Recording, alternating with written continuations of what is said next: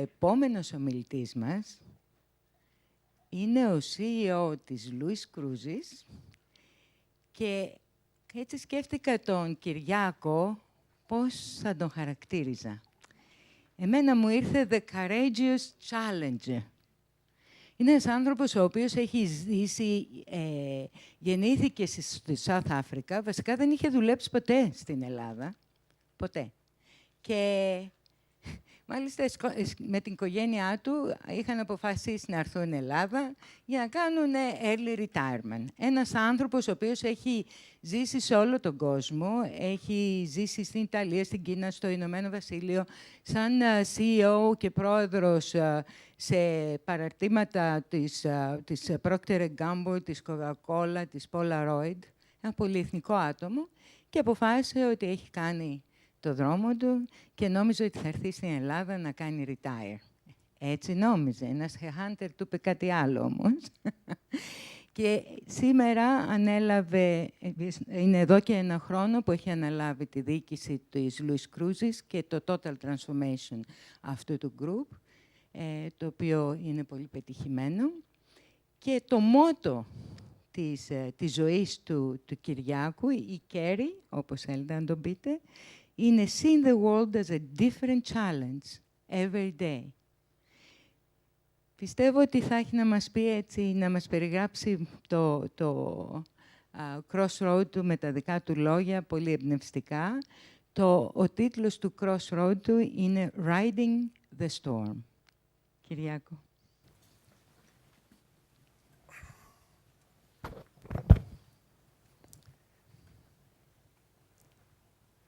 Ευχαριστώ, Γεωργία. Γεια σας. Η παρουσίασή μου θα την κάνω στα αγγλικά και στα ελληνικά, γιατί αισθάνομαι πολύ πιο άνετα στα αγγλικά. Μην έχοντας ζήσει ποτέ στην Ελλάδα και έχοντας μεγαλώσει στο εξωτερικό, δεν έχω πάει ποτέ ελληνικό σχολείο, οπότε ό,τι σας λέω το έχω μάθει μόνος μου και αν κάνω και κανένα λάθος, να με συγχωρέσετε. I think the first question that I have to answer is, how come I decided to retire? Because I'm relatively young. And I think the answer to that question might actually provide some insight as to why the title is Riding the Storm. To put it in a nutshell, I was born in Africa. I've grown up from my young age in Africa. I've traveled all over the world. And I've gone to so many places that one of the reasons why I decided to retire was that in 2009, I sat back with my wife and I said, wow, how many places have we been to? And we counted that in 20 years, from 1980 to 2009, we had lived in 20 different houses. And with that came the realization that, in fact, they say that next to death in one's family, the most stressful event that any person can do is actually live through relocation. So I hadn't had a death in the family, but I had a near-death experience changing 20 years, 20 houses over that period of time. So I said to myself, you know, this was a time for me to sit back and say, what next? Because from a young age, that question was always thrust upon me. I didn't have the chance to ask myself. Situations forced themselves upon me. From the age of 7, we were refugees in Africa. We were separated from our parents, and I had to go to boarding school. And I grew up away from home, only seeing my parents for essentially 3 weeks a year. And just one after the other, things were thrust upon me, and we had to do those challenges. So it became second nature to ride storms. And essentially, at a certain point in my life, I realized that actually your life, anybody's life, if you think about it, is not actually a straight line of experiences. It is actually the cumulative experience of storms. Because the one thing that's for definite is that the future as you have planned it probably will not occur as you have planned it. There will be something that will change whatever you've planned. So take it for granted that you are actually living in stormy situations, and it just depends on the intensity of the wind or the seas of what challenge you have to come. But after the storm, there is always a calm. So I think if it's one thing that you should always be aware of is things don't work out the way that you really think they will. But don't despair. So when I decided to retire, I did so consciously. It was the first time I actually had an opportunity to sit back and say, guess what? Time out. Don't want to work for anybody else. I want to go sit and do the things that I have been dreaming of doing and that we always postpone. We always say to ourselves, you know, I'm going to retire when I get old. The reality is that if you like traveling or jumping off a cliff or whatever, the chances are that you won't be able to do it when you're 70. So you have a choice. I made the choice that I was going to go out and do things that I wanted to do. And I did that for 12 months. And then, after 12 months, I said, well, what else do I want to do now? And it just so happened that I was living here in Greece, because I decided to come back and retire in Greece, and for the first time ever, live in this country. I had experienced Greece coming back on vacation every year. And believe you me, a vacation is much better than living here every day. So, you know, I found myself that after 12 months, I was quite critical of what was happening in this country. I was, not because it affected me financially, but because it affected me morally. Because at the end of the day, the crisis that I believe the world is going through and what Greece is going through is actually a crisis of ethics more than anything else. It's the lack of ethics that created this financial bubble, be it the bankers or the individual politicians or whatever, that created this problem. And I found myself constantly complaining to myself about why the hell people weren't getting up and doing something to change. And I realized that, you know what? It's pointless sitting and complaining. You've got to do something about it. And fortunately or unfortunately, a headhunter came knocking on the door and said, there might be an opportunity for you to do something with a company called Lewis Cruises. I said, Lewis who? He said, Lewis Cruises. Anyway, so I started checking through this. My initial reaction was actually quite positive, because if it's one challenge that I lived through in my life, is that I've always believed that as an individual, you need to always go in uncharted waters. Why? You will only find how good you are and you will help people around you if you can actually go out of your comfort zone. That's the personal belief. And out of the comfort zone means going out and working in either industries or countries or wherever where something is totally new. And I found that to be particularly fulfilling, particularly encouraging, because everywhere I went, in different countries, it was a very xenophobic, xenophobia.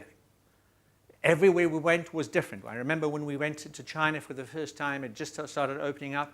My children were rather young, and I remember my daughters, after the second day, crying because all the Chinese were coming up to them and getting their hair and saying, aha, blonde girl. You know, these things happen. They happen to you, and you realize that you put yourself through discomfort, you put your family through discomfort, but it is actually very, very fulfilling. So taking that into account, I said to myself, well, you know, I've never worked in the shipping industry. I don't know anything about ships. I still don't. But I think that at the end of the day, as individuals, as managers, as leaders, as you say, you have to sit and fundamentally ask yourself the question, do you as an individual think you can contribute and share with others your experiences that make them better and the company better?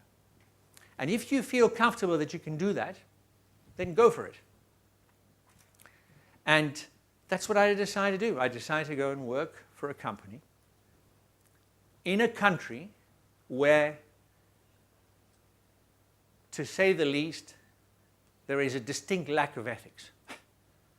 When we read about all the tax, not the tax avoidance, the tax evasion that goes on, and the corruption and everything, and in the shipping, and with a lack of judicial systems, etc., then you realize that this is a pretty big minefield. But if you set yourself out to work differently, you change behavior in companies. And I have certainly seen that the answer in every company is not for the CEO to come up with. It is to empower your people and to go down to the lowest level and encourage them to come up with the answer. That's the third mantra that I live by. Don't sit in your office.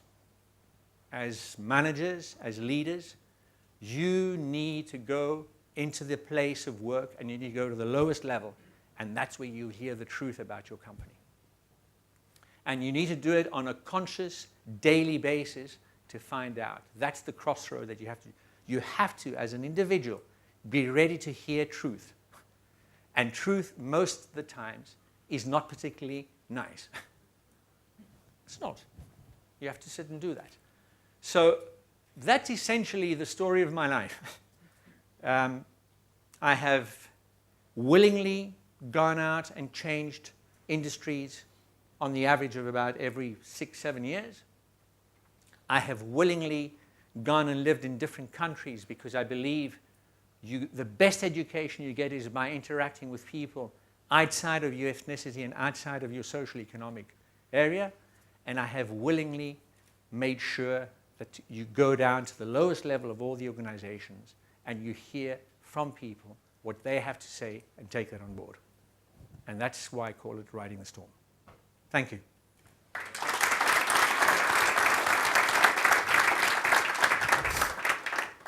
Kyriakos, would you do it again? I'm doing it. Yeah, I think I would not hesitate to do what I've done.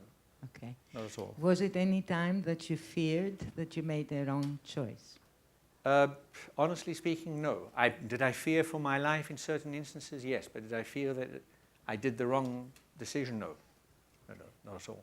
Okay. All right. Any questions for Kyriakos? Yes, Onik. Hello, Kyriakos. Hi, Onik. We envy you in a way. You experienced the 12 months of retirement. Correct. What made you, after 12 months, realize that was it boring? Was it the challenge that was missing? Was it the money that was missing? Was it what was missing from the puzzle of retirement? Certainly, it wasn't the money, so that made it easier to make the choice. It was a bit of both. It was when you've been working for many years and you have challenges, then suddenly not doing anything is nice at the beginning. But afterwards, you realize that you have to do something to keep yourself going. So the challenge is there. And the second thing was, as I mentioned, I said to myself, if you've chosen to come and live in this country and you're complaining about what's happening, go out and do something. In your own way, contribute. Now, do I want to become a politician? Definitely not. So, the next best thing is go and work and try and change behavior. I hope I've answered the question. Any other questions?